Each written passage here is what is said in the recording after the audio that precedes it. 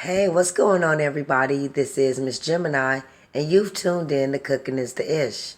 Tonight, I'm preparing my Thanksgiving dinner, which will not be a traditional meal like every other family will be making tonight and tomorrow. I'm going to be making a seafood gumbo with double stuffed lobster tails, crab and cheese bites fried up with Brussels sprouts. I'm going to also be showing you guys all those ingredients. I'm going to prepare my prep tonight.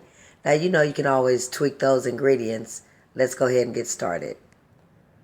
For my traditional seafood gumbo, I'm going to be using garlic, bell peppers of green, yellow, red, and orange colors.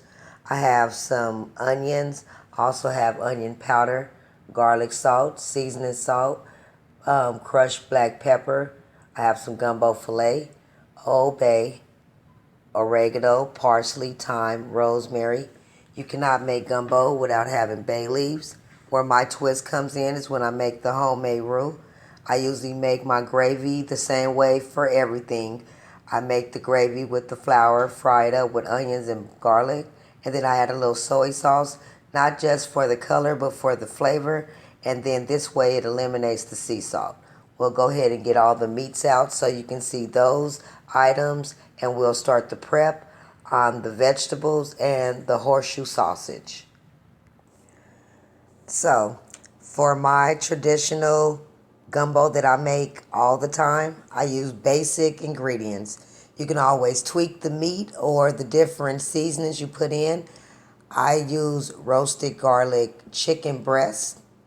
I'm going to be using these extra jumbo large peeled into vein shrimp. Then I have three different sausages. Two of them are a roasted garlic and chicken smoked sausage. And then I have one smoked sausage. I also have this large bag of crab legs. I don't know if you guys can see all of these in here, but this is a very large bag. You guys can see that, of crab legs.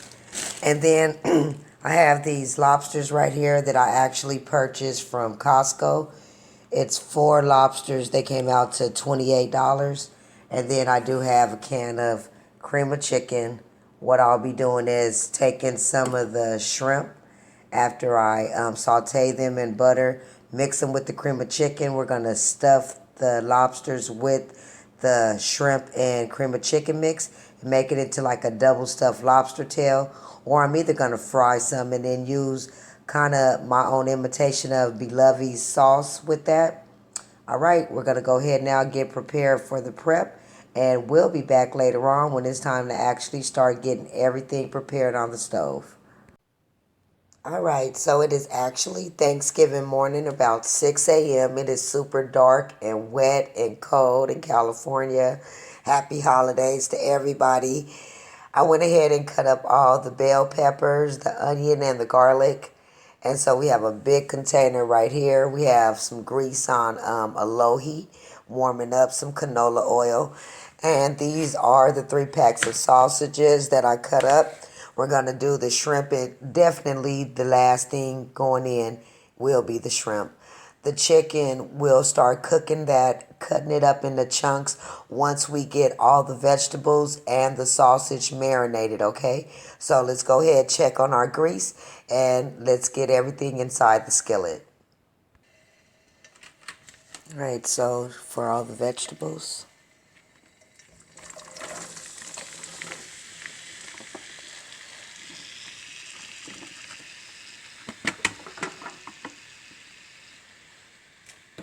And I'm actually happy we decided to make the gumbo last week for Thanksgiving because, hey, who would have knew it was going to be raining for the next 3 days in California?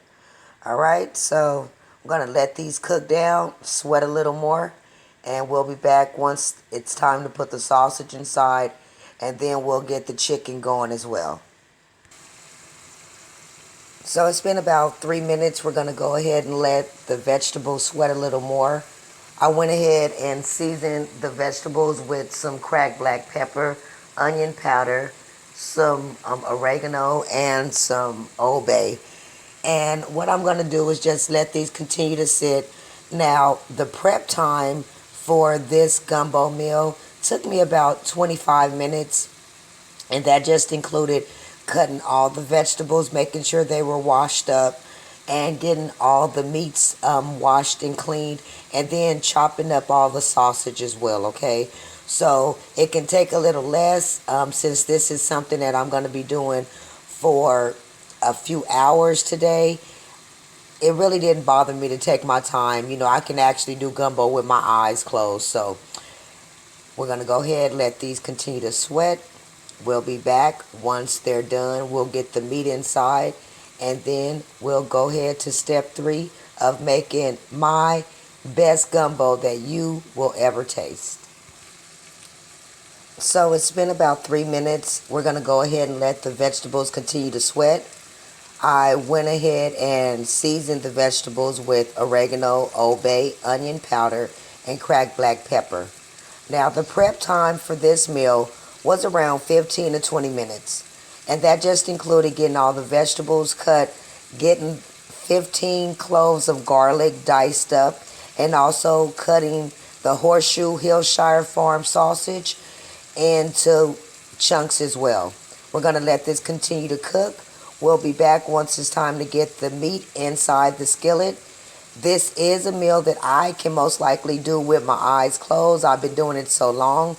But today, this will be a meal that you guys will definitely want to try at home. And I promise this will be some of the best gumbo that you guys have ever tasted.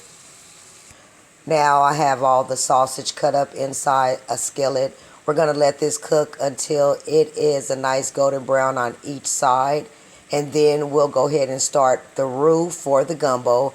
I'll show you guys my twist with that roux. If any of you have ever seen any of my videos where I'm making soup or gravy for anything, I make all my gravy the same. I just tweak it for the different meals. So with this meal, we're going to be using gumbo filet and bay leaves. I'm going to let these sit for a few more minutes, and then we'll be back once it's time to start the roux and also get the chicken seared to perfection. My sausage is done. It's time to get the chicken and the roux started. So now it's time to get started on the roux. For my basic ingredients for my roux, I'm going to use a little flour, some oregano, onion powder, gumbo filet, pure cracked black pepper. My twist comes in with the soy sauce, and then of course you're going to need at least 1 or 2 bay leaves.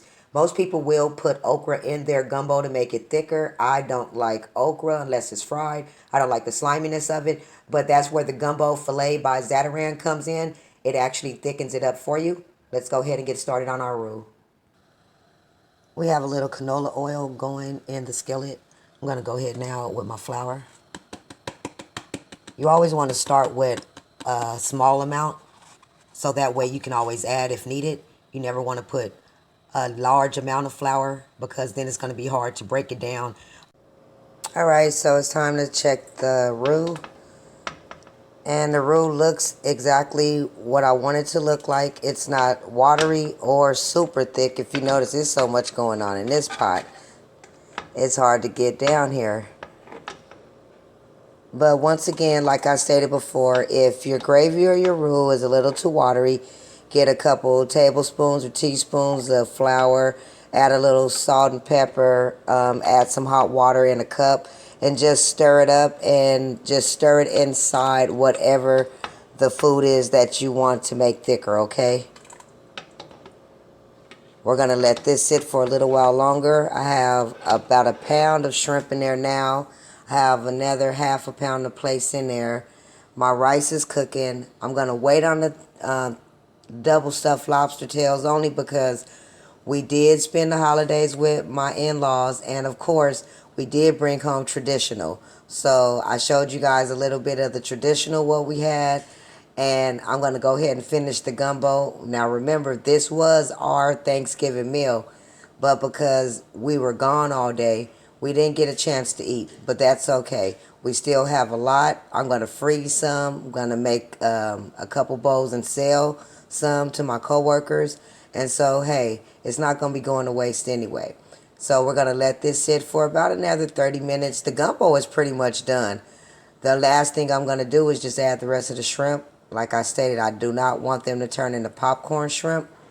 So we're just going to let this sit and simmer a little bit longer.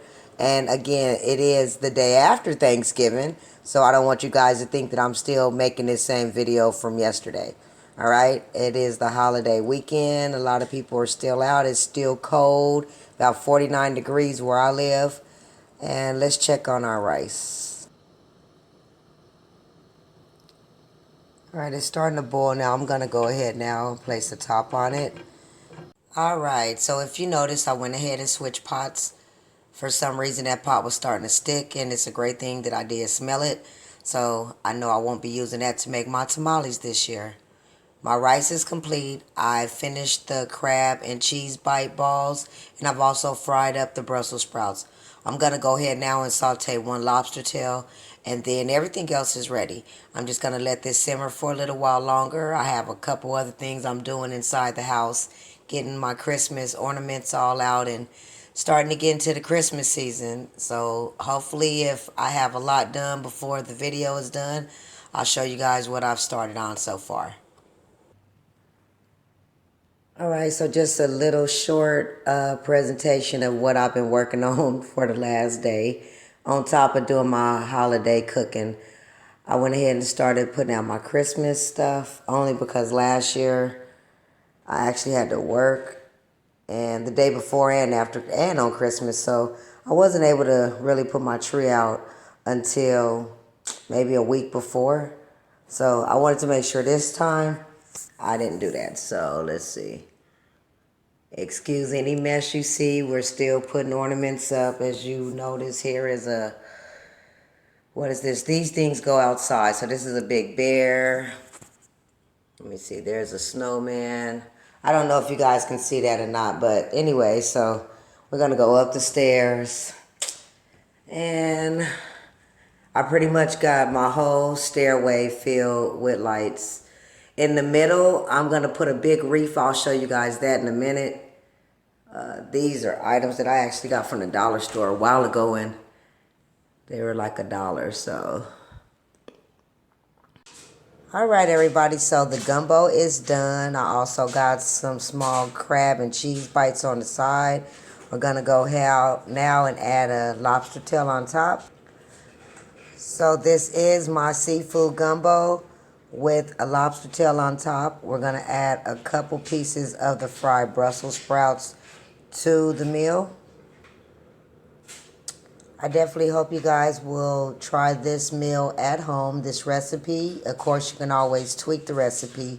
Please like, share, and subscribe to the channel. Let me know what you like, did not like, or what I can improve on. And until next time, enjoy your holidays and take it easy.